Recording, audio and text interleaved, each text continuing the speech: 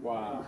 And so she was all on the radio trying to find this woman to give her. That was a damn angel. That's how this shit works. Yes. She said, I at least want to give you at least 10,000 or 20,000 for giving me the ticket, because her ticket didn't hit. Right. That was an angel. That's how this shit works. Yeah. That's what this angelic stimulus package thing is about. It comes all kind of ways, but you got to put it together. But you got to start analyzing things outside of your everyday life and say, is this a spiritual moment or is this a spiritual moment? And if you do it enough, then guess what? Every moment will be a spiritual moment. You will bring it around you. Let me add to what you are saying. When I was coming to the United States, I don't know that to be in Tamaki. When I was coming here in 1975, at the airport in Haiti, I met a white man, dressed in a navy blue suit, whatever. And she told me, oh, you have nothing in your hand except your pocketbook. You have to carry that bag for me? I said to her, okay. She said to me, you're going to the United States? And I said, yes. And she said, where are we getting off? I said, no, then at the airport. Things that I could understand in English. Then we got on the plane. I carried the bag for her. It happened that when I got on the plane, the woman was sitting behind me. It was my first time taking the plane.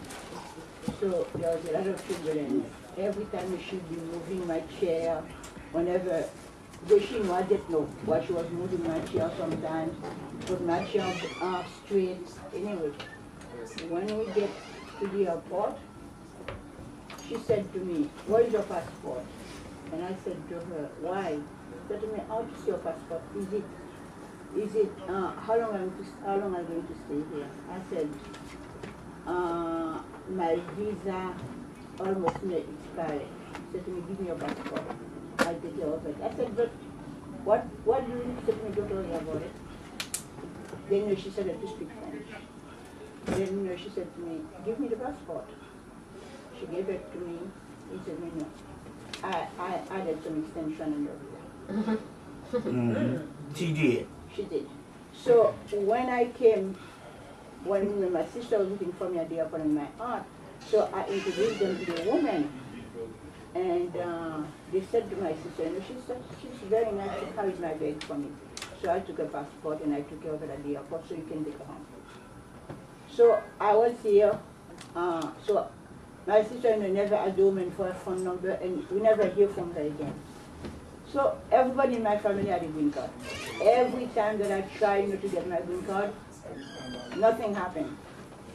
So one night when I got so upset, I was very upset. And some white man came in a dream and told me, I just came back from the immigration. Your papers were all the way down. I bring them up, they are calling you in next week. So when I woke up, I was telling my mom said, you always have those funny dreams. I don't know. I don't know. Do you know? But I saw the person though. The person was carrying a cane, was walking with a cane, and was limping. The person passed me on the street and said to me, do you know I've been looking for you? I saw how upset you were. I just went to the immigration. I'm happy I met you here now. Your papers were all the way down. I want you to look for your papers. I put them up. Next week they are going to call you. Anyway, next week, the following week, my mother called me at work and said to me, you received a paper for the immigration for your green card to go to Canada. So I went to Canada. I was late for all of my interviews, all of them. So when I reached the consulate, my people were talking. The woman is very nice. The man is not nice. So knowing that I have a lot of nerves, I said to God, I hope that it is the woman that I have, because if it is the man, I don't know what I'm going to tell that man if he asks me any stupid question that I don't know. And it happened that it was the woman who called me. So when she started to ask me questions, I said something I don't know. She said to me, come on, don't get upset. I'm going to give you the visa. I have to do my job after the, okay, since you're upset, just stand up, raise your hand and swear, whatever. I did, and said to me, hurry up. They are closing the gate. I don't want you to come back. So I went to the window. I pay for that, whatever it was, and they closed the gate. So what was that? Was it an angel? Yeah, well, it was. No, It was spirits around these people. You see what I'm saying? Making them do those particular things. So no, the woman at the airport, when I was coming here, was she an angel or was she? That could have been. See, a lot of times when we talk about these angels, it could be forces that's around these people, or it could also be these people's energies, their souls activated to do a particular job. Yeah. So yeah. I want to know what do we feed the deity Ochichi? I got two questions. The first, Ochochi. What do you give up to that deity? He's a hunter. What you want to do? You need to get a book called a dictionary. The Encyclopedia of Spirits. Encyclopedia of Spirits. By Judika, Judika, Illis, Illis. Judika Illis. The Dictionary of Spirits. You want to get Encyclopedia of Spirits. You want to get that book. You want to get that book because in there she will have any deity that you want. And this is a black woman that wrote this. But she'll also tell you what to feed them and what they like and all that type of stuff and tell you how to go about it. It's a monumental book, yeah. And the last one, do you know the number that corresponds to the deity? Because when I did the research, it came up to 8. But 8 is traditionally a Batala, so I wasn't well, sure. he's up under a Batala too. It's like his avatar. Okay. Also, but that book will explain it. There's a diagnosis on all these gods. She has the Egyptian gods, she has the African gods, she has all this, but she has gods in the book that normally wouldn't be in nothing but botanicas.